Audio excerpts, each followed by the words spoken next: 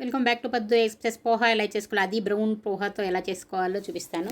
ఇప్పుడు మందపాటి గిన్నె ఒకటి తీసుకొని 2 స్పూన్లు ఆయిల్ వేసుకొని దీనిలో తాలింపుకి మినపప్పు, శనగపప్పు, ఆవాలు వేసుకొని కొంచెం ఫ్రై చేసుకోవాలి. దీనిలోనే ఎండుమిరపకాయలు ఒకటో రెండో తుంచేసుకోవాలి. వేసుకున్న తర్వాత దీనిలో వేరుశనగ గుళ్ళు వేసుకొని అవి కొంచెం ఫ్రై అయిన తర్వాత దీనిలో కరివేపాకు కూడా వేసుకోవాలి.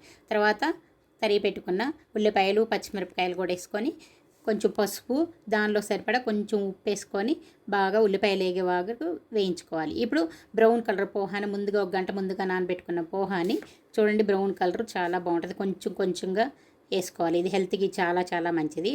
ఇది మొత్తం ఒకసారి వేసుకుంటే సరిగ్గా కలవదు. కొంచెం కొంచెం వేసుకుంటూ కలుపుకుంటూ ఉండి చివరిగా మళ్ళీ మొత్తానికి సరిపడా సాల్ట్ కొంచెం వేసుకొని తర్వాత కొబ్బరి పొడి చల్లుకొని లేదంటే కొబ్బరి తురుము చివరికి కొత్తిమీర చల్లుకుంటే ఎంతో టేస్టీగా హెల్తీగా ఉండే పోహా రెడీ. లైక్ చేయండి.